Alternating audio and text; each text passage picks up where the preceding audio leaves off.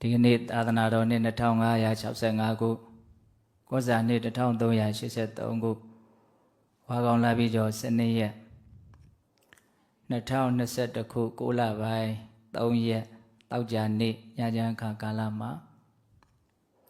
စကိုင်းတိုင်းဒေသကြီးစကိုင်းမြို့ရွှေမဝံရက်ကွက်တစ္ဆာရွှေစီကျောင်းတိုက်အတွင်းမှာ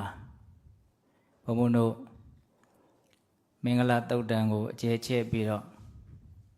38ပြမင်္ဂလာတရားဒေသနာရှုပြီးတော့ဟောလာတာဒီကနေ့မင်္ဂလာတရားတော့အပိုင်း21ပေါ့နော်ကာရဝောဇနိဝါတောဇတန်တုဋ္ဌိဇကတိညုတာကာလေနဓမ္မတဝနံဧတမင်္ဂလာမௌတ္တမံဒီကထာရောက်သွားပြီနော်အသက်ဂုံဝါကိုယ့်ထက်ကြီးကစိကခါစားယူသေးလေမာနတကွန်ဂုံမကြွနဲ့ကိုနှိမ့်ချအမြဲနေဒီနေ့နိဝါဒမင်္ဂလာနိဝါတောဇမာနတကွန်ဂုံမကြွနဲ့ကိုနှိမ့်ချအမြဲနေတဲ့ခုနေ့ကကာရဝမင်္ဂလာဒီကနေ့နိဝါဒမင်္ဂလာဒီကနေ့ပြောစရာအကြောင်းအရာလေးတွေတော်တော်များများမာနနဲ့ပတ်သက်ပြီးတော့ဘုံစုဆောင်းထားတာလေးတွေကိုပြောကြည့်ခြင်းနဲ့နော်ဘာကြောင့်နိဝါဒကိုမင်္ဂလာတရားလို့ပြောရတယ်လေဒီနေရာမှာနိဝါဒဆိုတာကိုယ်စိတ်ကိုနှိမ့်ချထားတာနှိမ့်ချတဲ့စိတ်နှိမ့်ချတဲ့စိတ်ဆိုတာယုံညံ့တဲ့သဘောကိုပြောတာမဟုတ်ဘူးထောင်လားတက်ကြွတဲ့တဘာဝရဲ့ဆန့်ကျင်ဘက်ကိုနှိမ့်ထားတာပေါ့နော်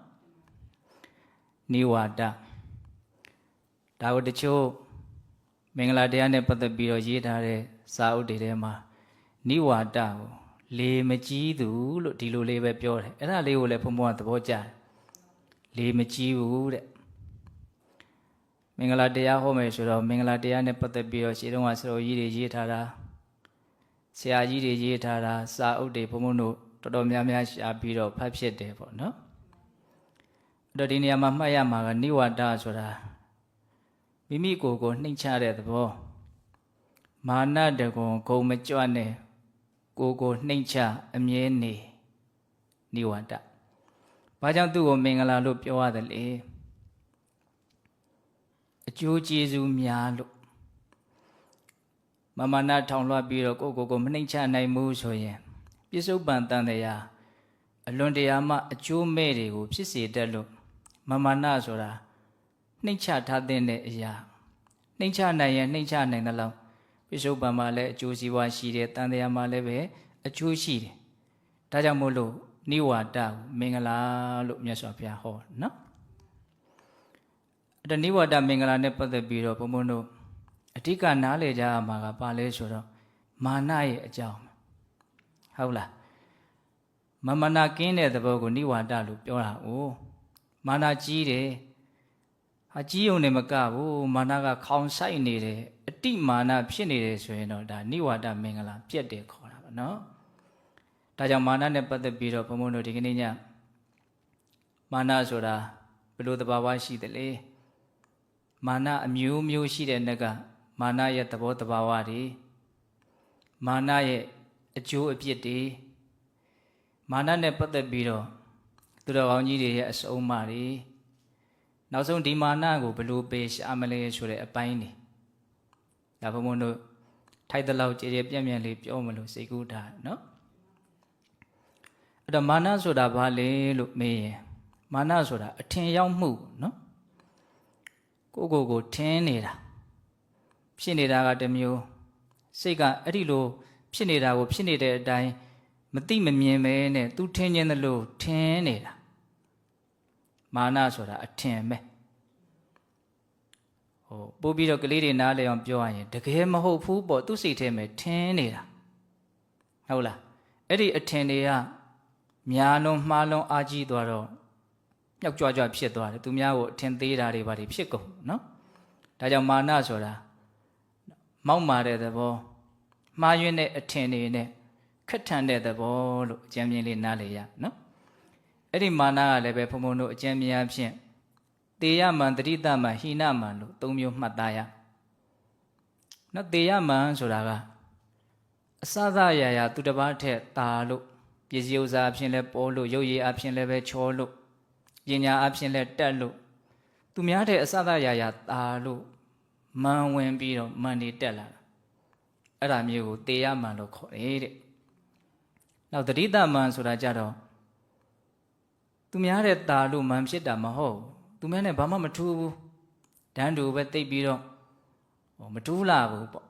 ဒါပေမဲ့လို့အဲ့လိုမထူးတာကိုကမန်ဖြစ်ခြင်းရဲ့အကြောင်းဖြစ်နေသူနဲ့ငါနဲ့ဘာထူးတာမှတ်လို့အဲ့ဒါမန်ပဲလေနော်သူငါတဲ့တာရမမဟုတ်ပဲ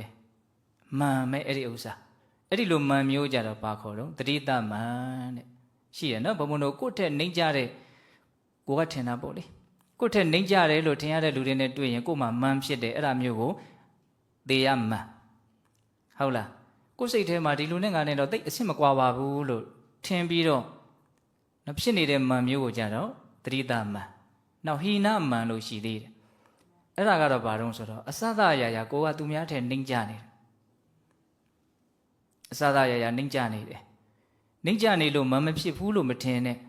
အဲ့ဒီမန်မျိုးကတခါတည်းမှပိုးတောင်မှခက်ထန်နေတဲ့သေးတယ်နော်အနုလက်နဲ့ရွှေခွဲကိုနှိုက်ရတော့နေသလားဒါမျိုးကိုပြောတာနော်ကိုရှိမှကိုစားတာဘယ်သူမှကြွေးတာမဟုတ်ဘူး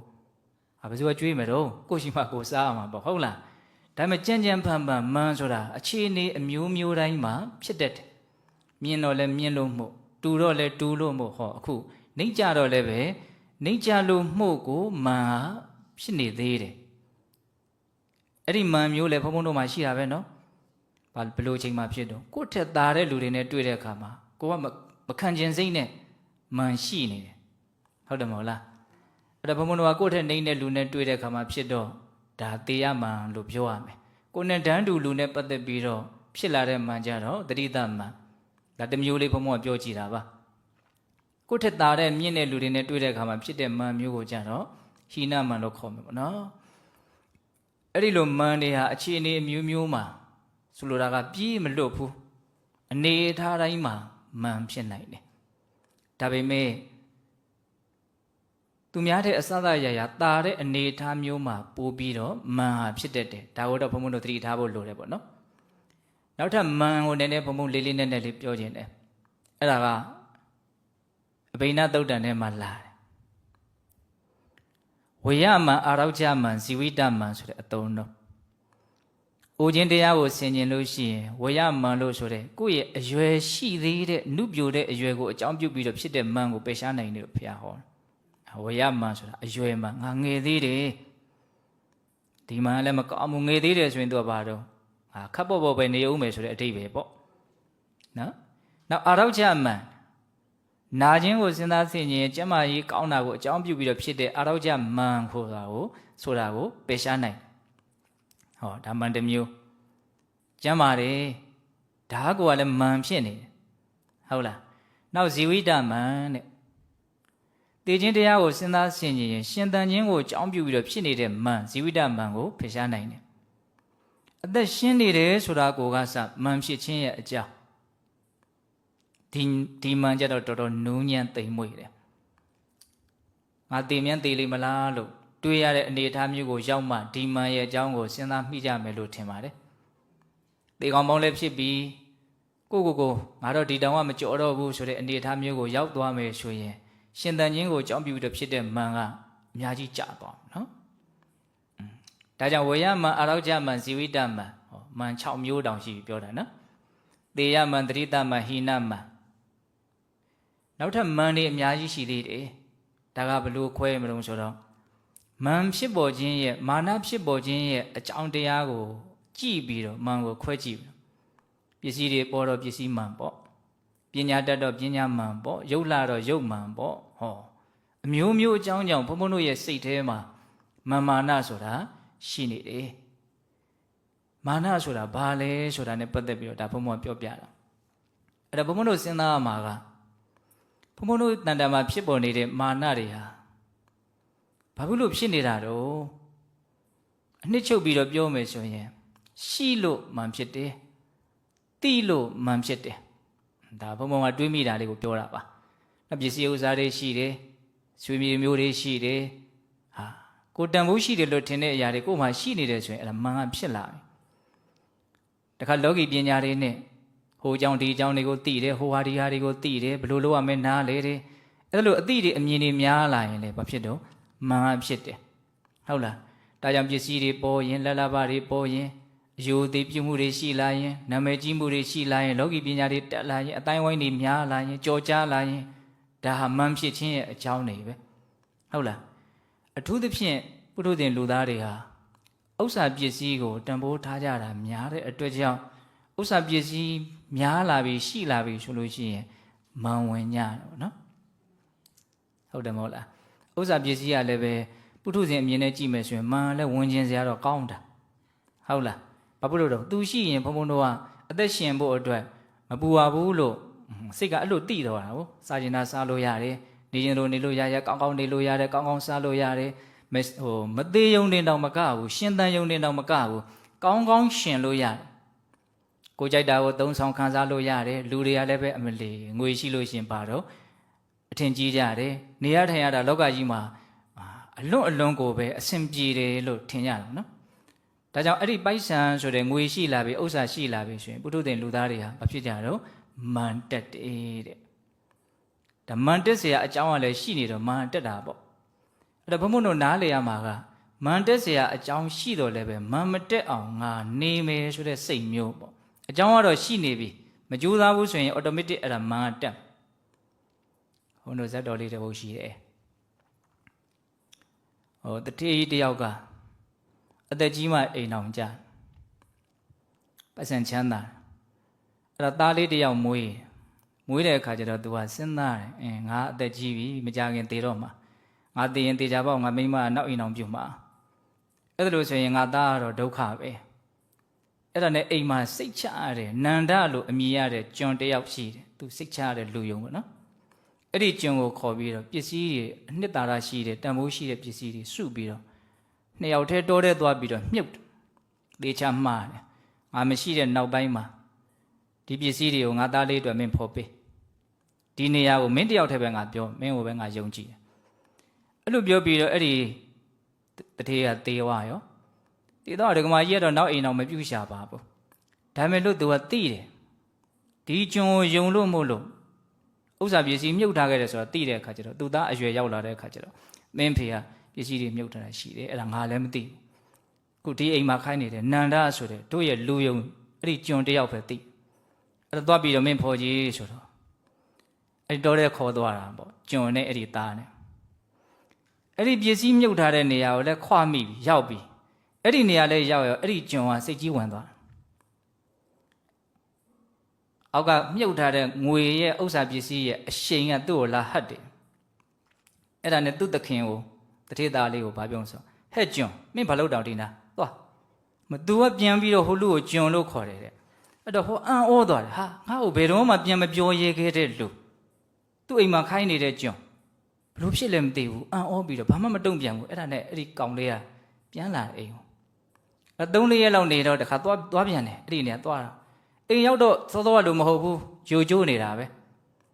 3-4ရက်နေလောက်ပြန်သွားတဲ့ခါကျအဲ့ဒီနေရာလဲရက်မိရောပစ္စည်းမြုပ်ထားတဲ့မြေပေါ်လဲရက်မိရောဟာတခါတည်းပုံစံပြောင်းသွားတယ်အဲ့ဒါနဲ့သူပြန်လာပြန်3-4 ခါလောက်အဲ့လိုဖြစ်တော့ဒါဘာလဲမသိဘူးအဲ့ဒါနဲ့သူ့ဖေရဲ့ငယ်တငယ်ချင်းအဲ့ဒါလည်းပဲချမ်းသာတဲ့လူတစ်ယောက်အဲ့ဒီလူကဖះလာငါအဲ့ဒီလူကိုအားကိုးရရင်တော့ကောင်းမယ်ပေါ့အဲ့ဒီတထေသားလေးကအဲ့ဒါနဲ့ဖះလုံးတီကိုသွားမိတယ်ဒီလိုဒီကြောင်းပဲကျွန်ကအိမ်မှာဆိုရင်တော့ပြောလို့ဆိုလို့အလွန်ကောင်းအဲ့ဒီပစ္စည်းသွားမြုပ်မယ်ဆိုတော့အဲ့ဒီနေရာလေးရောက်ရောအဲ့ဒီလိုဖြစ်တယ်အဲ့ဒါနဲ့ဖះလုံးကစဉ်းစားတယ်အဲ့ဒီနေရာရောက်တိုင်းဖြစ်တာလားဟုတ်တယ်အဲ့ဒီနေရာရောက်တိုင်းဖြစ်တာအဲ့လိုဆိုရင်မင်းနောက်တစ်ခါရောက်ရင်တဲ့အဲ့ဒီနေရာကိုသွားအဲ့ဒီကနေသူ့ဥသာတွန်းပြီးတော့မဟမင်သာတူအဲ့ဒီကောင်ရက်နေတဲ့နေရာမဟမင်သာတူသူအဲ့ဒီနေရာကနေရွေ့သွားတာနဲ့သူ့စိတ်ကပြောင်းသွားလိမ့်မယ်သေချာပေါ့အဲ့ဒီသူရက်မိတဲ့နေရာပစ္စည်းရှိတဲ့နေရာဖြစ်ရမယ်အဲ့ဒါနဲ့အဲ့ဒီကောင်လေးကဟုတ်ပြီဆိုပြီးတော့သွားပြန်တယ်နန္ဒနဲ့ဟာအဲ့ဒီနေရာလဲရက်မိရောဖြစ်ပြန်ပြီအချိုးကပြောင်းပြန်ပြီအဲ့ဒါနဲ့သူ့ကိုဇွတ်တွန်းပြီးတော့ပေါက်ပြားယူပေါ်သူ့တို့ဟိုဘက်ရောက်တော့သူကအချိုးကပြောင်းသွား ငွေရပစ္စည်းတွေရဒါမြတ်စွာဘုရားဟောတာနော်ရှင်မာကတ္တပရဲ့အရှင်သာရိပုတ္တရာရဲ့တပည့်တယောက်ကဇေတဝန်ကျောင်းမှာဆိုရင်ပြောလို့ဆိုလို့အလွန်ကောင်း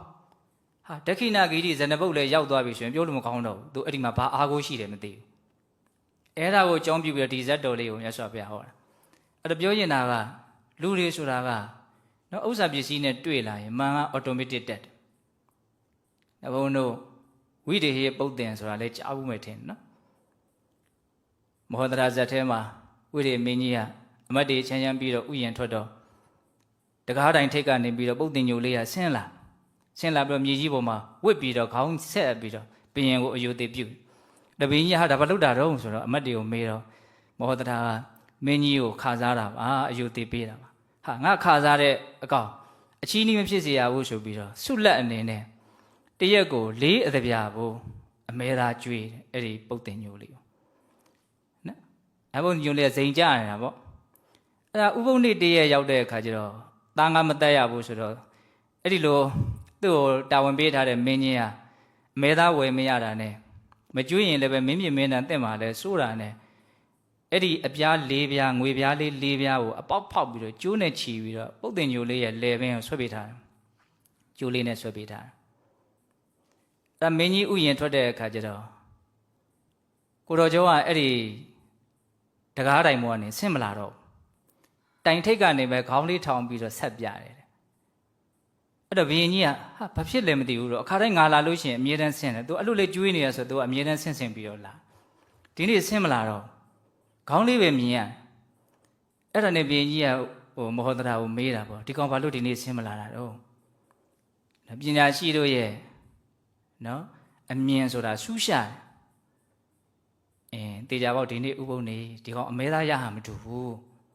ဒါကြောင့်မလို့သူ့အတွက်ရတဲ့ဒီအဖို့အခါကိုတေချာပေါက်သူ့လည်းပင်ဆွဲပေးထားပုံရတယ်သူ့ကိုပေးထားပုံရတယ်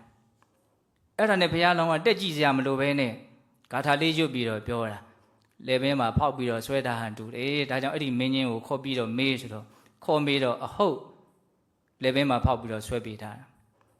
အဲ့ဒါဘုရင်ကြီးကသဘောကျလွန်းလို့မောဒရာရဲ့ပညာစွမ်းကြည်စံတပ်ပညုတဉာဏ်ရှိတဲ့အတိုင်းပဲပေါ့နော်မမြင်ရဘဲနဲ့သိတယ်မကြားရဘဲနဲ့သိတယ်အဲ့ဒါနဲ့တကားပေါက်၄ပေါက်မှာရတဲ့အခွန်တွေကိုမောဒရာကိုရှုချတယ်ဆိုပြီးတော့ဒါမောဒရာဇတ်တော်ထဲမှာပါတာအဲ့တော့ဘုန်းဘုန်းတို့ပုထုဇဉ်တွေဆိုတာဥစ္စာပစ္စည်းနဲ့တွေ့လာလို့ရှိရင်မှန်ဆိုတာဘာဖြစ်တော့တက်လာတယ်ဟာသူများသာတက်တာငါတော့မတက်ဘူးလို့မထင်နဲ့နော်အစင်မပြေတဲ့အချိန်နဲ့အစင်ပြေတဲ့အချိန်စိတ်ကဒုက္ခမတူဘူးမဲအစင်မပြေရင်ညှိုးငယ်လို့ဒါလည်းမကောင်းဘူးအစင်ပြေပြီဆိုရင်ဘာဖြစ်တော့မလေးတက်ကြွလို့အစွန်းမရောက်ဖို့အရေးကြီးတာပေါ့နော်တည်ငြိမ်ဖို့အရေးကြီးတာပေါ့ဒါကြောင့်ကိုယ့်ရဲ့စိတ်ကိုနားလည်ဖို့လိုတယ်များသောအားဖြင့်ပုထုဇဉ်တို့ဆိုတာဥစ္စာပစ္စည်းနဲ့တွေ့ရင်ဘလို့ဖြစ်ကြတာများတော့နတ်ယူဘုံနဲ့မြောက်တော့ခြေထောက်ပြီးတော့ကရတယ်ဆိုလိုမျိုးနတ်ယူနတ်စိတ်နဲ့ယူနေတာဆိုတော့ဘုံတန်ကြားတာနဲ့ဘာဖြစ်တော့ကခြင်းနေအဲ့တော့ဘုံဘုံတို့ဘုံတန်တွေကတော့ကြားရမှာပဲဒီစိတ်ထဲမှာနတ်ယူလေးရရှိတယ်ဆိုတာနားလည်ထားဖို့ဟုတ်လားခြေထောက်ပြီးတော့ကားမိလို့ရှိရင်အဲ့ဒါသူများမြင်ရေတရားဖြစ်မယ်နော်ဒါမာနနဲ့ပတ်သက်ပြီးတော့ပြောပြတယ်ဟုတ်လားအဲ့တော့အဲ့ဒီမာနမှာဘာအပြစ်တွေရှိလို့မြတ်စွာဘုရားမာနကိုနှိမ့်ချဖို့ကြိမ်ပါများစွာဟောရတယ်လေဟုတ်လားဘုံတို့ပရာဘာဝသုတ်တန်ထဲမှာဒါမာနရဲ့အပြစ်တွေကိုပြောမဲ့အနေအထားရောက်လာပြီနော်ပရာဘာဝသုတ်တန်မှာဗာပြောထားတယ်ဆိုတော့ဇာတိဋ္ဌတောဒနဋ္ဌတောဂေါတထတောသယောနရောတညာတိန်အတိမင်ကြီးတိတံပရဘာဝတော်မူခံလောကမှာချို့လူတွေဟာဒီအမျိုးမြတ်တာကိုအကြောင်းပြုပြီးတော့နော်စီစဉ်ဥစ္စာပစ္စည်းဥစ္စာတွေပေါ်များတာကိုအကြောင်းပြုပြီးတော့အလွန်တရာမှမမနာခက်တယ်နောက်ဆုံးကိုယ့်ရဲ့ဆွေတွေမျိုးတွေကိုယ့်ပေါ်မှာကျေးဇူးရှိတဲ့ဆွေမျိုးတွေရဲ့အပေါ်မှာတောင်မှမထေမဲ့မြင်ပြုအဲ့လိုမမာနနဲ့မထေမဲ့မြင်ပြုတတ်တဲ့ပုံကိုယ်တွေဟာဒါပျက်စီးခြင်းရဲ့အကြောင်းတရားကြီးကိုလုပ်နေတံပရဘာဝတော်မူခံပရဘာဝတုတ်ကလည်းဟောစရာကောင်းတယ်မင်္ဂလာတုတ်ကကြီးပွားချမ်းသာကြောင်းပရဘာဝတုတ်ကပျက်စီးကြောင်းဆုပ်ယုပ်ကြောင်းပျက်စီးကြောင်းများဟောစရာကောင်းသလားလို့မမေးနဲ့ဟောစရာကောင်းတယ်ပျက်စီးကြောင်းလည်းသိတော့ပါတော့ရှောင်နိုင်တာပေါ့ကြီးပွားကြောင်းလည်းသိတော့ဆောင်းနိုင်တာပေါ့ဒါမင်္ဂလာတုတ်နဲ့ပရဘာဝတုတ်ကဆန့်ကျင်ဘက်ပဲဒါပေမဲ့ပရဘာဝတုတ်ကမင်္ဂလာတုတ်လောက်နာမည်မကြီးဘူးဖြစ်နေတယ် ပစ္စည်းအကြောင်းတွေအဲ့ဒီထဲမှာဟောထားတာအံ့ဩစရာကောင်းတယ်မြတ်စွာဘုရားတပ္ပညုတဉာဏ်နော်ဒါကြောင့်မာနဆိုတာပစ္စည်းချင်းရဲ့အကြောင်းတရားတဲ့ဒီဘဝမှာမာနကြီးရင်လူတွေကမုန်းတယ်ကိုယ့်ရဲ့အကျိုးကိုနော်အကျိုးရှိတာကိုဆောင်ရွက်ပေးဖို့နေသားအကျိုးမဲ့ကိုမလုပ်ရင်ကံကောင်းမယ်ဟုတ်လားဒါကြောင့်မာနကိုဘာလို့မလုပ်နှိမ့်ချရမယ်ပေါ့နောက်တန်တရားနဲ့ခြီးပြီးတော့ပြောမယ်ဆိုရင်မာနကြီးတဲ့ပုံကိုယ်တွေဟာအမျိုးရုပ်တက်တယ်လို့ဒါလူတိုင်းကြားဘူးနော်သူဘလူလင်ကိုဟောတဲ့သုလကမ္မဝိပင်္ဂသုတ်တံလူချင်းတူပါလဲနဲ့တချို့နော်အမျိုးမြတ်တယ်တချို့အမျိုးရုပ်တယ်တနည်းအားဖြင့်မျက်နှာငယ်ရတဲ့အတိုင်းဝိုင်းမှာလူဖြစ်တယ်မျက်နှာကြီးရတဲ့အတိုင်းဝိုင်းမှာလူဖြစ်တယ်တူမလားမတူစတဲ့ကိုကစကွဲပြားခြားနားသွားတယ်အဲ့ဒါဘယ်သူလက်ချက်လဲလို့မေးရင်မာနကြီးခြင်းမကြီးခြင်းရဲ့လက်ချက်ပဲဟောတချို့လူချင်းတူတယ်ဥစ္စာရှိတဲ့အတိုင်းဝိုင်းမှာလူဖြစ်တယ်တချို့ဥစ္စာမဲ့တဲ့အတိုင်းဝိုင်းမှာလူဖြစ်တယ်စတဲ့ကိုကတူလားမတူဒါဘယ်သူကဝေဖန်တာတော့နှမျိုးဝင်တိုတဲ့စိတ်ရှိခြင်းမရှိခြင်းဒါနာကောင်းမှုပြုခြင်းမပြုခြင်းကဝေဖန်ပြစ်လိုက်တယ်တချို့လူဖြစ်တယ်ပညာအလွန်ကြီးတယ်သိလွယ်တယ်မြင်လွယ်တယ်နားလည်လွယ်တယ်တချို့အလွန်ထုံတယ်ထိုင်းတယ်အားတယ်ဒါဘယ်သူကဝေဖန်လိုက်တာတော့ဘဝသူများမေးမြန်းခဲ့တယ်စုံစမ်းခဲ့တယ်ဆိုတဲ့နော်မေးမြန်းစုံစမ်းခြင်းသင်ယူခြင်းရှိခြင်းမရှိခြင်းကဝေဖန်ပြစ်လိုက်တာပေါ့နော်ကံတရားတွေဆိုတာအဲ့ဒါကိုပြောတာဟုတ်လားဒါကြောင့်မြတ်စွာဘုရားလက်ထက်ကသုတ်ပိယမထေရဆိုတာရှိတယ်ဒွန်စန္ဒာမျိုးနော်တုတ်တန်ဆောင်မှာသွားပြီးတော့လူဖြစ်တယ်အလွန်နှိမ့်ကြတယ်ပေါ့နော်အိန္ဒိယမှာအဲ့ဒီလိုအနေအထားမျိုးသွားဖြစ်တယ်ဆိုပိုးတောင်ဆိုးတယ်ဒါပေမဲ့နောက်ဆုံးတော့သောပါကမထေရဟောတဲ့တရားကိုနားပြီးတော့ယဟန္တာဖြစ်တယ်ယဟန္တာဖြစ်မဲ့ပုဂ္ဂိုလ်ဟာဘယ်နဲ့ကြောင့်အဲ့လိုယုံညံ့တဲ့အမျိုးမှာသွားဖြစ်ရတော့ဆိုတော့သူကကတ္တပမြတ်စွာဘုရားလက်ထက်ကအလွန်ချမ်းသာတဲ့တထေသားတစ်ယောက်ဉာဏ်လည်းထက်တယ်အဲ့ဒါနောက်တော့ယဟန်ပြုပြီးတော့စာပေကျမ်းဂန်သင်တော့လဲလွယ်နဲ့တက်တယ်အဲ့လိုအဖက်ဖက်ကအထက်တန်းရောက်နေတဲ့အခါကျတော့တစ်ဖက်ကဘာဖြစ်လာတော့ဆိုတော့စောစောပြောတယ်မန်ဝင်လာတယ်မန်ဝင်လာတဲ့အခါကျတော့ကိုယ့်ထက်တော်တဲ့လူတွေကိုယ့်ထက်သိတဲ့လူတွေသူတော်ကောင်းတွေရဲ့အပေါ်မှာတောင်မှသူကခက်တန်တဲ့စိတ်နဲ့အပေါ်စီးကနေပြီးတော့မောက်မာနှိမ့်ချပြီးတော့ပြောခဲ့ဆိုခဲ့တဲ့ကံတရားတွေရှိခဲ့လို့ဒီဘဝမှာအဲ့လိုမျိုးလာဖြစ်တာတဲ့ဟုတ်လားဒါကြောင့်မာနရဲ့အပြစ်ကိုအတူချုပ်ပြီးတော့ဘုံဘုံတို့နားလည်ခြင်းနဲ့ဆိုရင်ပြစ္ဆုတ်ပံမှာလည်းပဲပြည့်စည်ကြောင်းတန်တရားမှာလည်းပဲအမျိုးယုတ်ကြောင်းဖြစ်တယ်လို့အနှစ်ချုပ်အဲ့လိုမှတ်ရမယ်နော်ဒါကြောင့်မလို့ဘုံဘုံတို့ရွှေချင်းစတော်ဘုရားကြီးပေးတဲ့ဩဝါဒလေးဘုံဘုံတို့အလွန်ကြိုက်တယ်ပေါ့စတော်ကြီးကပြောလဲပြောတတ်တယ်လို့စိတ်ထဲမှာအံ့ဩမိတယ်ပေါ့ဘုံဘုံတို့စိတ်ထဲမှာစောစောပြောခဲ့ပြီဘလို့အကြောင်းပဲဖြစ်မာနဟာဖြစ်တတ်တယ်ဘာလေးပဲရှိဘလို့အခြေအနေမျိုးပဲဖြစ်မာဟာဖြစ်တတ်တယ်ဆိုကြပါစို့အကြအမြင်တွေများရင်လည်းအကြအမြင်များလို့မို့မာဖြစ်တယ်လောကီပညာတတ်ရင်လည်းပညာတတ်လို့မို့မာဖြစ်တယ်ဥစ္စာပစ္စည်းပေါ်ရင်လည်းပေါ်လို့မို့မာဖြစ်တယ်အဲ့ဒါတွေမရှိဘူးမပေါ်ဘူးဆိုရင်လည်းမာကတော့ဖြစ်နေတာပဲဒါပေမဲ့ရေဘူးရအားဖြင့်တော့ပေါ်ပြီးရှိပြီးဖြစ်ပြီးဟဲ့ဆိုရင်မာဖြစ်ဖို့အလားအလာပို့ပြီးတော့များတယ်ပေါ့အဲ့ဒါကိုစတော်ကြီးကဘယ်လိုဆုံးမတော့ဆိုတော့တချို့သူတပည့်တွေကိုဆုံးမတယ်တိတ်တဝဝါဒကျမ်းဆိုတာရှိတယ်အဲ့ဒီထဲမှာရေးထားတာတချို့လူတွေကစားတတ်တယ်အကြအမြင်ဘုဟုတ္တအလွန်များတယ်အဲ့လိုဘဟုတ္တများတဲ့အတွက်ကြောင့်မန်ဝင်ကြတယ်ပေါ့နော်သူတော်ကောင်းတွေကိုပြင်မမိတယ်ကိုအထင်ရောက်တယ်မန်ဝင်ရင်ဟိုဘက်မှာဆက်ပြီးတော့မှားတရားတွေကတတိတန်းကြီးပဲဟုတ်လားအဲ့ဒါလိုမန်ဝင်ပြီးတော့မှားကြပြီဟေ့ဆိုရင်ဘာနဲ့တူလဲဆိုရင်တဲ့မိမတယောက်အစင်းလှလို့ပြည့်တစားမှဖြစ်ရတာနဲ့တူတယ်တဲ့ဟောပြည့်တစားမှဖြစ်ရအောင်လှတာဆိုရင်တော့အဲ့ဒီလှတာကမလှတာမှတော်သေးတယ်ဆိုတဲ့အဓိပ္ပာယ်ကိုပြောတာဘလောက်ကောင်းတဲ့ဥပမာလဲစဉ်းစားကြည့်နော်မိမတယောက်လှတယ်လှလွန်းမှုဘာဖြစ်သွားလဲပြည့်တစားမှဖြစ်သွားတယ်ပြည့်တစားမှဖြစ်မှဆိုရင်တော့စားတဲ့စားမလှတာတော်သေးတယ်လို့ပြောတာဒါတုတ္တနဲ့ပတ်သက်ပြီးတော့ဆိုတော့ရဲ့အဲ့လိုဥပမာပေးတယ်ဟောတချို့ပညာတတ်တယ်အတိကြီးတယ်ဒါပေမဲ့အဲ့ဒီပညာကြောင့်ကိုပဲမန်ကတက်လာတယ်အဲ့ဒါကြတော့ဘာနဲ့တူလဲဆိုရင်တဲ့လူတယောက်အတ္တတို့မြင်ကြီးရတယ်မြင်းပြန်လို့ဟာမျိုးပေါ့အလွန်ကောင်းတဲ့မြင်းအာဇာနည်မြင်းပေါ့အဲ့ဒီမြင်းကြီးလဲရရောတက်စီတယ်မကျွမ်းတဲ့အခါကျတော့မြင်းစည်းကမကျွမ်းတဲ့အခါကျတော့မြင်းဘောကလိမ့်ကြပြီးတော့ပေါင်ကျိုးရုံပေါင်ကျိုးမှမြင့်ရင်တော့ဒီမြင်းကမရတာတော်သေးတယ်ပေါ့မန်တက်ရမှမြင့်ရင်တော့ဒီပညာမတတ်တာတော်သေးတယ်လို့ပြောတာ။ကဲဘယ်လောက်ကောင်းတော့မန်တက်မဲ့တက်တဲ့မန်တက်ဖို့အတွက်တက်ရတဲ့ပညာဆိုရင်မတတ်တာတော်သေးတယ်။ဆိုလိုတာကပ ပညာတက်ရတာနဲ့မကာမိမန်ဖြစ်ရတာကိုယ်ပိုးပြီးတော့နာတယ်ထိကြိုက်တယ်လို့ပြောတာသဘောပေါက်ရဲ့လားနောက်ဘုံဘုံတို့တက်ကာရတဲ့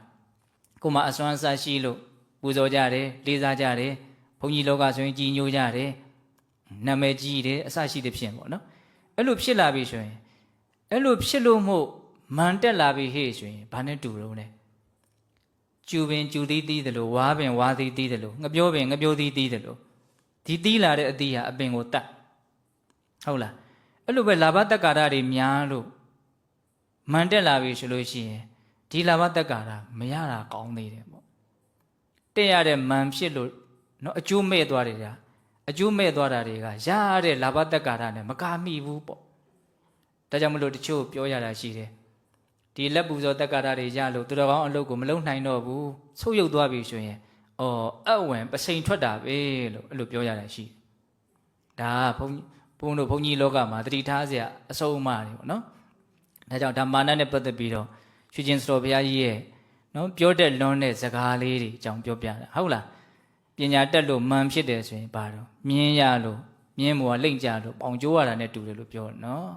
ဒါကြောင့်မလို့အလွန်ကောင်းတဲ့ဒီဩဝါဒတွေကိုဘုန်းဘုန်းတို့မှတ်သားသင့်တယ်ပေါ့ဟုတ်လားဒါကမာနရဲ့သဘောတဘာဝမာနအမျိုးမျိုးမာနရဲ့အပြစ်အနာစာဒါကိုဘုံဘုံပြောလိုက်နော်ဆက်ပြီးတော့ဗာပြောချင်တော့ဆိုတော့ဒီမမာနကိုနှိမ့်ချခြင်းဟာသူတော်ကောင်းတို့ရဲ့လမ်းစဉ်ဆိုတာလေးကိုဆက်ပြောရင်ဟုတ်လားမမာနကိုနှိမ့်ချတယ်ဆိုတာဘုသူရဲ့လမ်းစဉ်သူတော်ကောင်းတို့ရဲ့လမ်းစဉ်ဖျားဆရှိတဲ့သူတော်ကောင်းကြီးတို့ရဲ့လမ်းစဉ်ဟုတ်လားသူတော်ကောင်းဖြစ်လေလေမန်ကိုနှိမ့်ချနိုင်လေလေပဲဒါကြောင့်မလို့ဘုန်းဘုန်းတို့သဗ္ဗုရိတသုတ်တံဆိုတာရှိတယ်ဥပရိပါဏာတပါဠိတော်ထဲမှာဘုန်းဘုန်းတို့ဟောဘူးတာရှိပါတယ်သူတော်ကောင်းတို့ရဲ့စိတ်နေသဘောထားသူယုံမာတို့ရဲ့စိတ်နေသဘောထားတနည်းအားဖြင့်သူတော်ကောင်းတရားသူယုံမာတရားအဲ့ဆိုဘုရားခွဲပြီးဟောတာအနည်းချုပ်လေးပြောရလို့ရှိရင်ကိုယ်မှာဘလို့ကောင်းမွန်တာတွေကြီးမြတ်တာတွေအဆင်ပြေတာတွေဘာတွေပဲရှိနေဘာကြီးပဲဖြစ်နေအဲ့ဒီကောင်းတာတွေမြင့်မြတ်တာတွေအဲ့ဒါတွေဖြစ်တဲ့အတွက်ကြောင့်ကိုမြင့်တင်မယ်သူများကိုနှိမ့်ချမယ်ဆိုရင်အဲ့ဒါသူယုံမှတရားလို့အဲ့လိုဟောတယ်ကို့မှာဘာပဲဖြစ်နေဘာပဲရှိနေဘလို့ကြီးပဲကိုယ့်ရဲ့အခြေအနေကမြင့်မားလို့နေအဲ့ဒီမြင့်မားခြင်းအကြောင်းကြောင့်ဟာဒါတွေမြင်မာလို့လောဘဒေါသမောဟကုန်တာမဟုတ်ဘူးသူတော်ကောင်းတရားကိုနီးမှန်လမ်းမှန်ကျင့်မှလောဘဒေါသကုန်တာဒါကြောင့်ဒါတွေမြင်မာတဲ့အတွက်ကြောင့်ကိုမြင့်တင်စရာအကြောင်းမရှိဘူးသူများကိုနှိမ့်ချစရာအကြောင်းမရှိဘူးလို့မှန်မှန်ကန်ကန်မြင်ပြီးတော့ကိုဘလို့ပဲဖြစ်နေသူများကိုမနှိမ့်ချဘူးကိုမမြင့်တင်ဘူးဆိုရင်အဲ့ဒါသူတော်ကောင်းစိတ်တက်လို့ဟောတပုရိသသုတ်တံရဲ့အနှစ်ချုပ်လေးကိုပြောပြတာနော်ဆိုကြပါစို့ဥပမာတတိဘဝနဲ့ယဟန်ပြုလာတဲ့ယဟန်တစ်ပါးပစ္စည်းပေါ်တဲ့အမျိုးကနေရဟန်းပြူလာလို့ဟာသူများကိုနှိမ့်ချမယ်ကိုမြင့်တင်မယ်ဒါသူယုံမှတရားပဲတဲ့သူတော်ကောင်းတရားဆိုတာဘယ်လိုတော့ပစ္စည်းပေါ်လို့လောဘဒေါသမောဟကုန်တာမဟုတ်ဘူးမှန်မှန်ကန်ကန်ကျင့်သုံးနိုင်မှလောဘဒေါသမောဟကုန်နေတာဒါကြောင့်ပစ္စည်းပေါ်ခြင်းကြောင့်ကိုနှိမ့်ချစရာကိုမြင့်တင်စရာအကြောင်းမရှိဘူးသူများကိုနှိမ့်ချစရာအကြောင်းမရှိဘူးလို့နားလည်ပြီးတော့ပစ္စည်းဥစ္စာပေါ်များခြင်းတည်းဟူသောအကြောင်းကြောင့်ကိုမမြင့်တင်ဘူးသူများကိုမနှိမ့်ချဘူးအဲ့ဒါသူတော်ကောင်းတရားအဲ့ဒါဘယ်အထိမြတ်စွာဘုရားဟောတော့ဆိုတော့ယဟန်တွေကိုဟောတာနော်စာတတ်တယ်ဝီနီးဆောင်တယ်ဒူတင်ဆောင်တယ်နောက်ဆုံးဇံရတယ်ဇံရလို့ကိုမြင့်တင်တယ်သူများကိုနှိမ့်ချမဆိုလဲအဲ့ဒီဇံရပုဂ္ဂိုလ်ကြီးမှာအဲ့ဒါသူယုံမှစိတ်ဓာတ်ဖြစ်နေတယ်အဲ့လိုပြောရတယ်စဉ်းစားနော်ဇံရချင်းဒီဟူသောအကြောင်းကြောင့်ကိုမမြင့်တင်ဘူးသူများကိုမနှိမ့်ချဘူးဆိုရင်အဲ့ဒါဘာတော့သူတော်ကောင်းစိတ်ဓာတ်တယ်အလောက်ထိမြတ်စွာဘုရားဟောထားတာဒါပါလေဆိုတော့မာနကိုမြတ်စွာဘုရားဘလောက်ယွန်ရှာဆက်ဆုပ်တယ်လဲဆိုတာကိုပြောထားတာဒါကြောင့်သူတော်ကောင်းတရားကိုသိလေနော်ယိုကျိုးတဲ့စိတ်ရှိလေပဲယိုကျိုးတဲ့စိတ်ရှိပြီဟေးဆိုရင်ကိုယ့်ရဲ့ပြောတာဆိုတာကိုယ့်ရဲ့အတန်နော်ဝစီကံအမှုအရာလို့ဘုံဘုံတင်စားပြောခြင်းဟုတ်လားဒါလည်းပဲနှစ်လိုပဲဖြစ်နေမှာပဲကာယကံအမှုအရာလည်းဘယ်လိုဖြစ်နေပဲတော့နှစ်လိုပဲဖြစ်နေမှာပဲခုဘုံဘုံတို့ပြောတာဆိုတာကြီးဟာအဆင်မပြေပါဘူးစိတ်တိုင်းမကြပါဘူးနော်နေတာထိုင်တာကြီးကလည်းပဲအဆင်မပြေပါဘူးစိတ်တိုင်းမကြပါဘူးဆိုတာများသောအားဖြင့်မန်အခန်းတွေကိုအခြေခံပြီးတော့နော်ပြောနေကြလို့နေကြလို့ ကာယကံမှုဝစီကံမှုတွေကထောက်မကျိုးတာပေါ့ဟုတ်လားတော့ထောက်မကျိုးဘူးဆိုတာအဲ့ဒါပဲအဓိကဟုတ်လားဒါကြောင့်သူတော်ကောင်းစိတ်ဓာတ်မှာအခြေခံပါတော့ကိုမမြင့်တင်ဖို့သူများကိုမနှိမ့်ချဖို့ဆိုတဲ့မမနာကင်းဖို့ဟာအလွန်အရေးပါတယ်လို့ဒါကိုနားလည်ရမယ်ဒါကြောင့်ဘုရားပြည့်ရင်ဉာဏ်ပညာကြီးဆုံးလို့ဘုရားဘာသာဝင်တိုင်းသိထားတယ်ရှင်သာရိပုတ္တရာမမနာနှိမ့်ချတဲ့နေရာမှာစံပြရတယ်ပေါ့နော်ဘုန်းဘုန်းတို့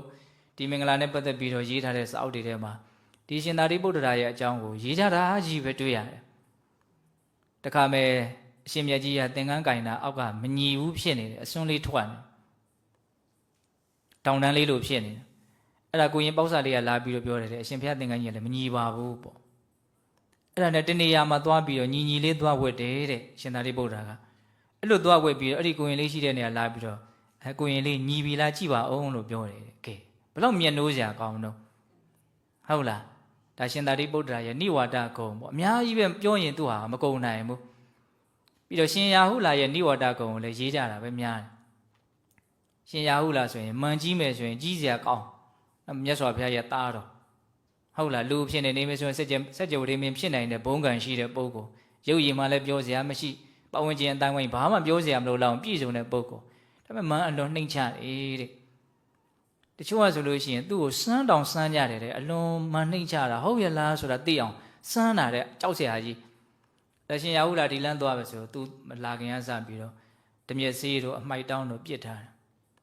အဲ့ဒါသူအိမ်နာရောက်လာပြီဆိုဟေးဒီအမှိုက်တောင်းတို့ဓမြက်စေးကဘယ်သူပြစ်ထားလဲမသိဘူးသို့တော့ရာဟုလာဖြတ်သွားတာမြင်လိုက်တာပဲ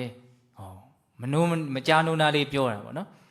်အဲ့ဒါကို तू ကဟာတပည့်တော်ပြစ်မထားပါဘူးလို့မဖြေရှင်းဘူးတဲ့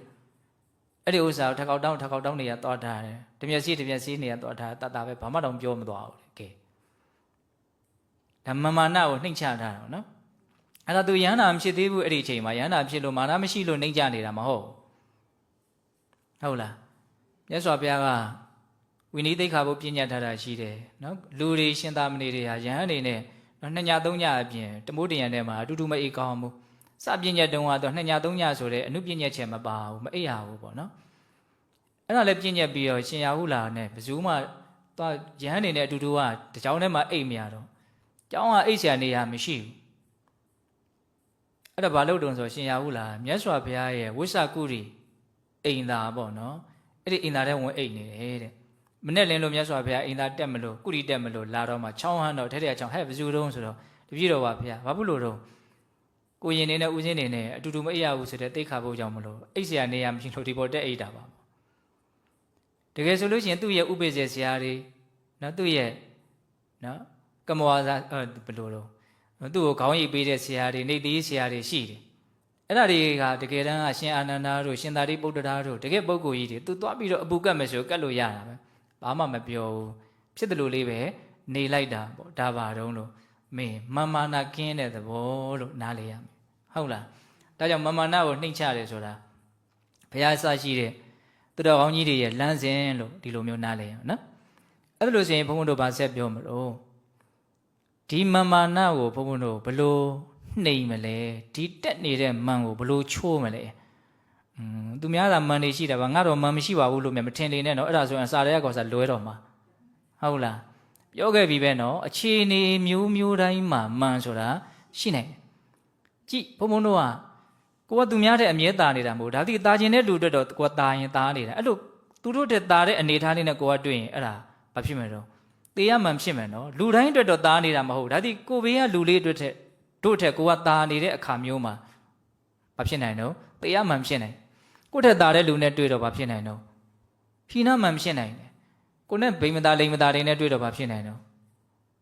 သတိသားမှန်ဖြစ်နိုင်တယ်နော်အဲ့တော့ဘုံဘုံတို့ကအမြဲတမ်းသူများတဲ့တာတဲ့နေရာမှာကြီးရက်တည်နေတာလည်းမဟုတ်ဘူးဒန်းတူနေရာမှာရက်တည်နေတာလည်းမဟုတ်ဘူး